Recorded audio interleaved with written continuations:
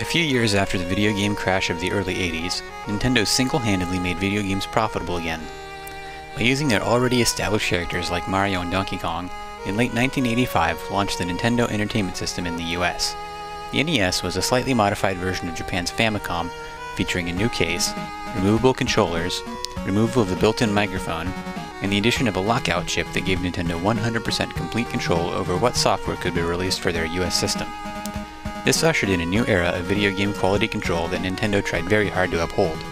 The plan worked, and any NES owner could be rest assured that any game they bought that had the Nintendo seal of quality on the box would be good. This quality assurance, however, did not exactly apply to peripherals.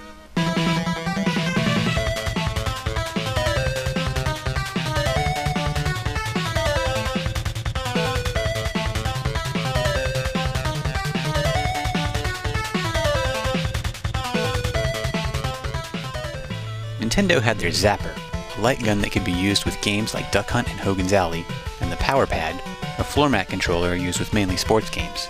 These worked great and gave the player the ability to do more than sit with a controller in front of their TV.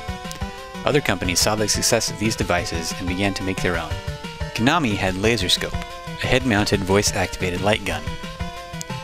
Broderbund produced U-Force, an infrared sensor tablet with various controller attachments.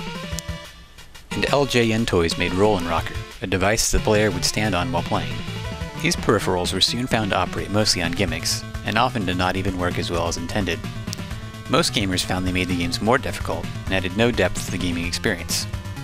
A lot of these devices never took off, and still to this day are looked upon as minor video game fails. But the one NES peripheral that has gone down in history as the most notorious of these devices was the Mattel Power Glove. For your NES, now you and the games are one.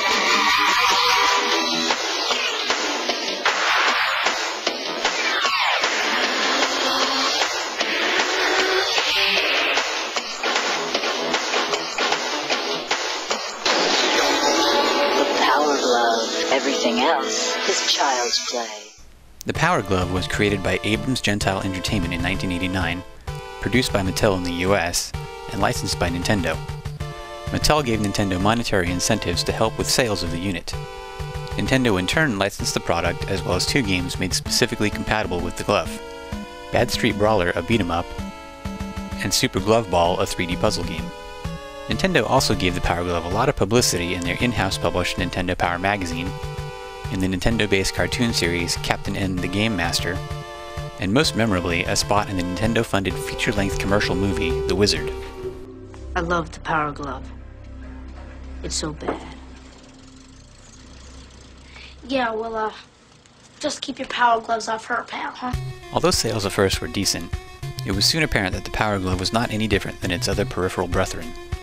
It, not unlike the U-Force and the Laserscope, would hardly work correctly. It made playing games much more difficult, if not impossible. Several units were returned, and the Power Glove became quite the laughingstock of the video game market.